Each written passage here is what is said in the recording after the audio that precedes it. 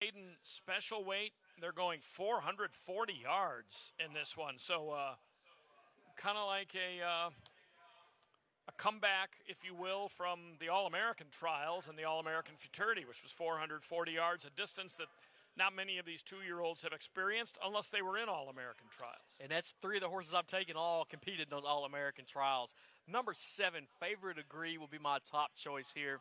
Was in that All-American trial last time, ran 3rd in that one. Time before that was in a trial for the Rainbow Futurity, so 2 of the biggest quarter horse races. This horse was in both of those futurity trials. Ricky Ramirez gets the mount for Blaine Wood tonight. A lot to like about this horse. I think that number 7, Favorite Agree, takes the 5th. My second choice will be number 6, Flash Me to the Moon. This is another one, like I said, came out of those All-American trials. Race before that was in a trial for the Zia Futurity. Ran 2nd in that one.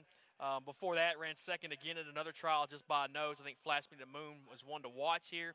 And then I went with the number 5 horse, that is Apolitica.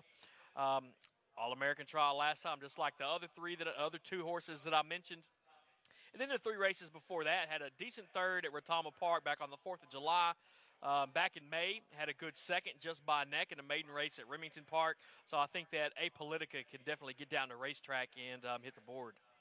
Yeah, I think the top 4 are kind of clear-cut in my eyes here. I mean, I don't know if it's that way with everybody, but I went with Flash Me to the Moon on top, primarily because the 7 horse has not been able to avoid trouble. Plus, the 7 horse been vanned off the track after both of his career starts. Now, a lot of horses get vanned at Ruidoso. It's 7,000-foot elevation. Sometimes they tie up. It's tiring there.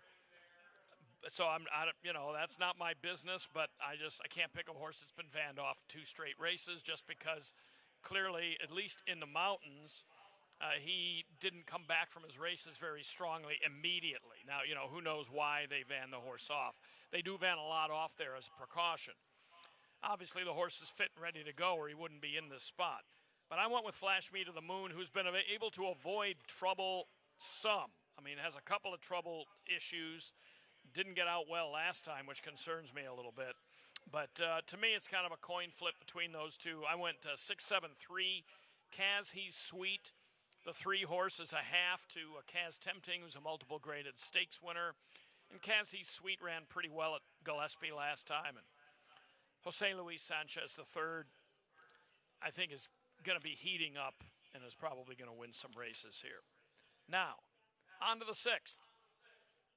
A scratch out of here, number 8, Jess Shaker Runaway, who was claimed out of his last race just last weekend. So by rule, he's not eligible to go since he was entered by the previous trainer. This is a 350-yard event, and here's one where the outside posts are going to get a test because I think all the contention is on the outside. Yeah, we're both the same. We're both taking the outside horses here. I got the 12 on top, Lethal Moon. This horse was a solid 3rd last time out. That was an allowance race, a non-winners of 3 allowance race. Put together a good late rush in that one. That was at this 350-yard distance. So competed well there. I'm looking for another good race for this gelding right here. Has tried this 350 yards 5 times. Has a 2nd and a 3rd to show for it. Your number 11, My Louisiana Kiss, will be my next choice. This horse is coming off a pretty big win. That was at 400 yards. Won it by a length and a half in that one. A good finish.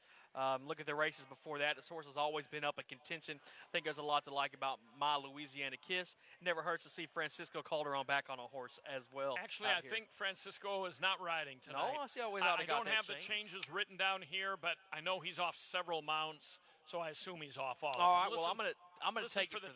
But there. Hey, I still like the horse anyway, so I'll still take My Louisiana Kiss there, and then my 3rd choice will be your number 10 horse in Moscato. This is a horse had a solid 2nd last time out at the $10,000 non-winner of 3 level. That was at 350 yards. That was here at Lone Star Park on our opening weekend. The only thing different between that race and this one, you got a muddy track on the last one. It's going to be fast out there tonight, but we'll see if Moscato can't get up there and hit the board. Yeah, I went with him 2nd over My Louisiana Kiss only because of the race over the track. I thought it was a really solid performance over the track.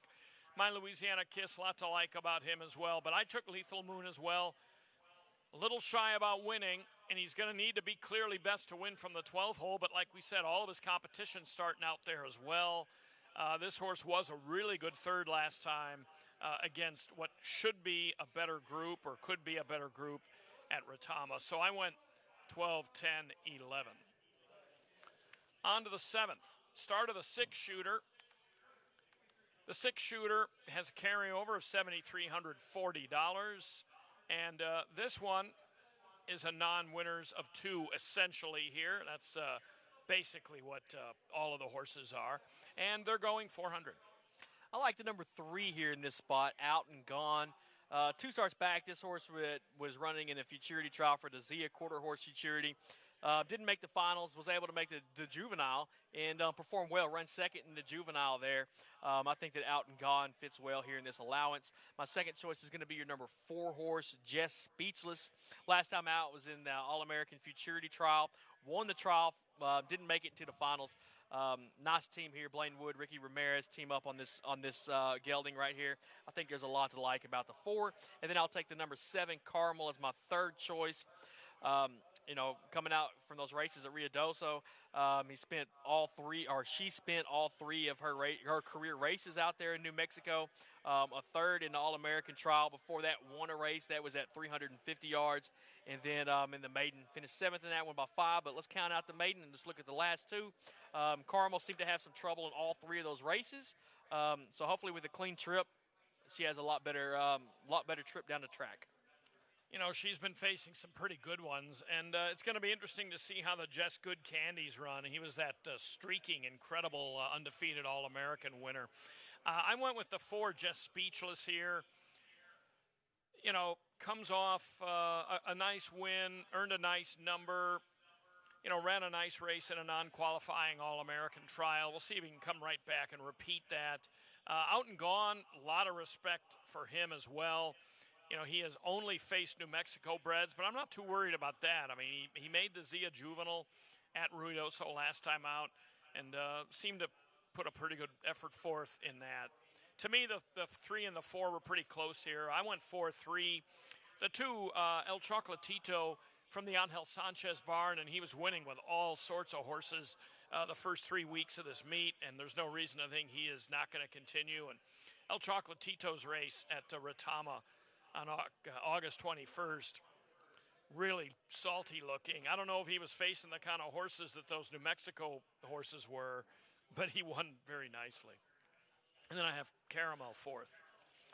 On we go to race number 8.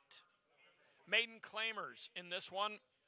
250 yards, $5,000 is the price tag. Yeah, I went with the number 6 in Oklahoma Bandit. I like this horse's basically 2020 campaign has been pretty solid. 5 starts, has 2 seconds and 2/3.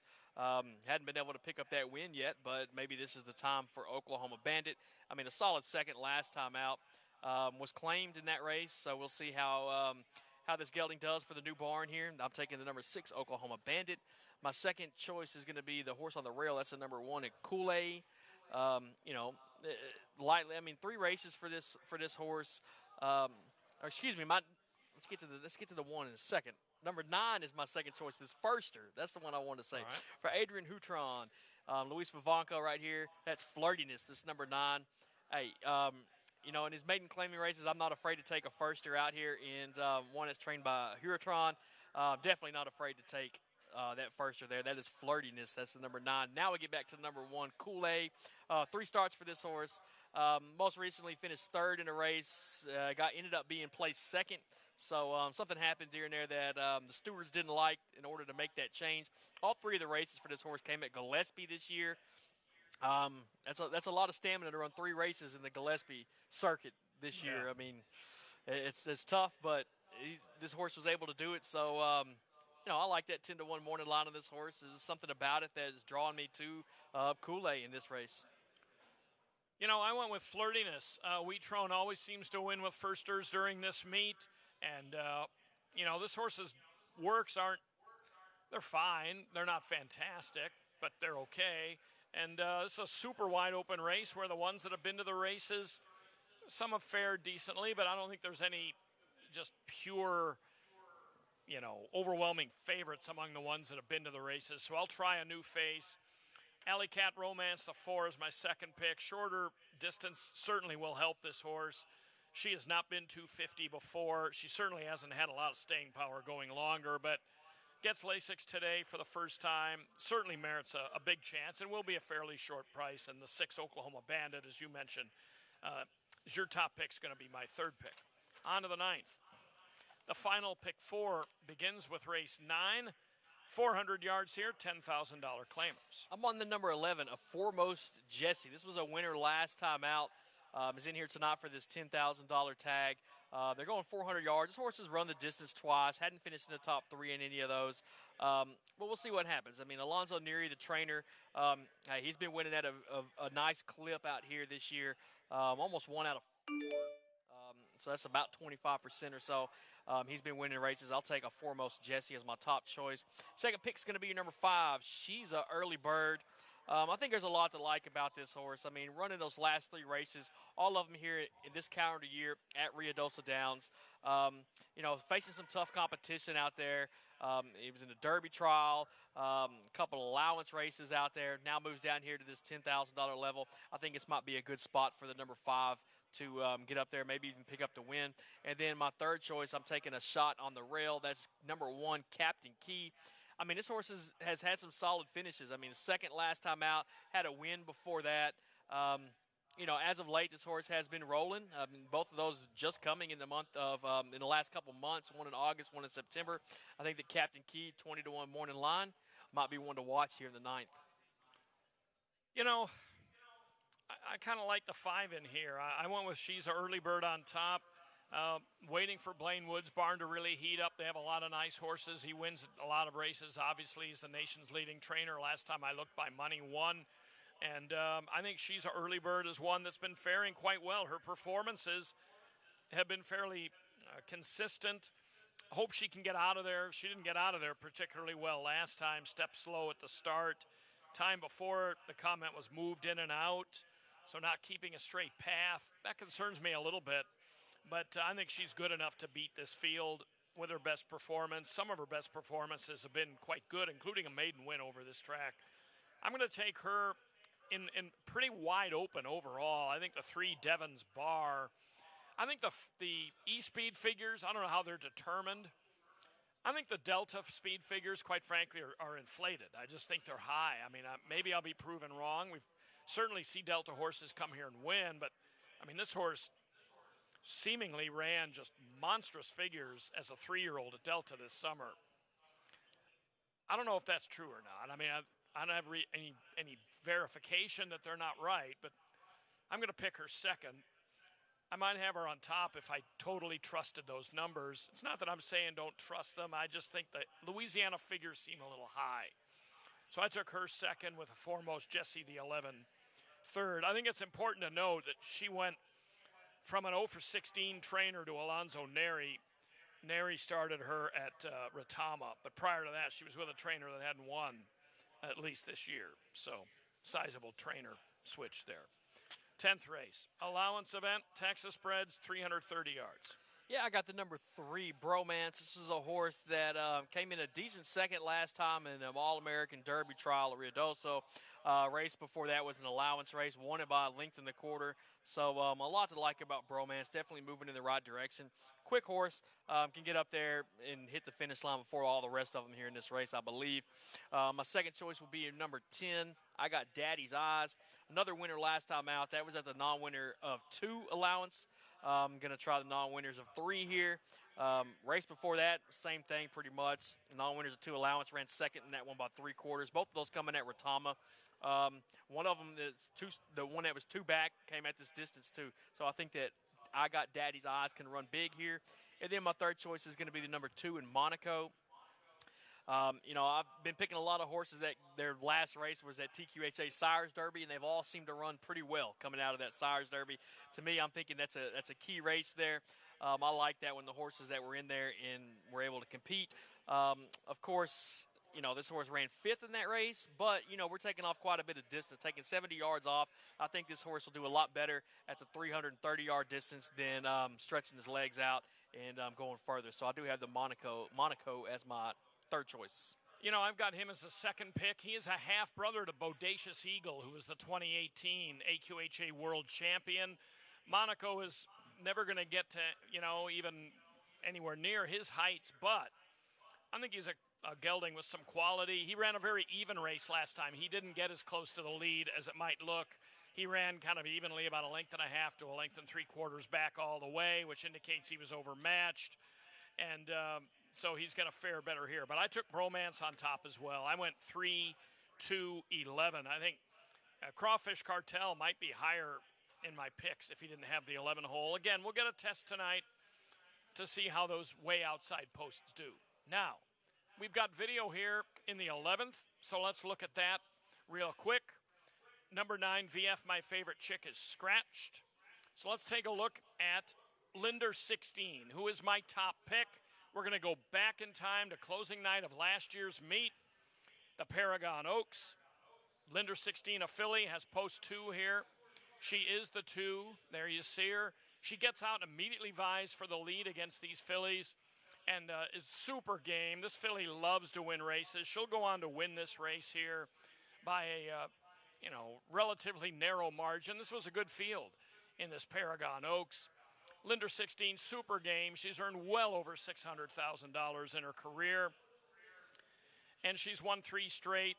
The one thing about her, I picked her on top over MM4 in the morning, who might just win this race if he gets away well. He was the beaten favorite in the All-American a couple of years ago, for goodness sake, and has earned over $600,000 himself. Jess You Are Blue is my third pick. But the thing about Linder 16, she is qualified and entered, or not entered, but she's pointing toward the Grade 1 Distaff Championship next month in Albuquerque on AQHA BOA Championship night. That's the main goal for her. This is probably a prep, but I don't think Jason Olmstead would run her if she weren't really in need of some activity, so I'm going to pick her anyway. Yeah, I agree with you. I think Linder 16 is the one to beat here. I think that this horse, coming off 3 wins in a row, that Paragon Oaks last year was solid for the horse. I like Linder 16. So we both got the top choice. Now we got to go for the ones underneath it, right? I'm taking one that's on the outside. That's your number 10 horse in Crash Course. This horse looks solid. It's been running in some stakes races. It has run 3 times this year, once at Delta, 2 times at Retama. Respectable in all 3 of those races. I like the Crash Course. And then my third choice is going to be your number 7, Alluring Eye Opener. Alonzo Neary, Victor Urieta. I can't ever get his name. Urieta Jr. gets the bout for this one. I can't ever get his name right. You would think as many times as these guys win, I'd be able to pronounce it by now. This horse was a winner. Ran second last time out at Retama. That was in the Live Oak Stakes. That was worth $40,000. That was at this 350-yard distance. The race before that led it all the way down the track at 400 yards. Was able to pull out the win in an allowance race. So I do like the number 7. It's a really good race. There's a lot of accomplished runners in here. As we mentioned, I went 4-6-5. Cat Daddy's Little Girl, I like her. Just a tough draw. Her E-Speed figure at Sunland, off the charts. But I don't know if she can beat MM4 in the morning, Linder 16, or some of these others on their best day. I was kind of wondering if you pick Dak. You tend to like any name that reflects the Cowboys fan. It's even owned by Blue Star Racing, so there's got to be some Cowboys fans there, I would imagine. You would think. Maiden, Texas Breds in the 12th. Let's move on to the 12th and final now.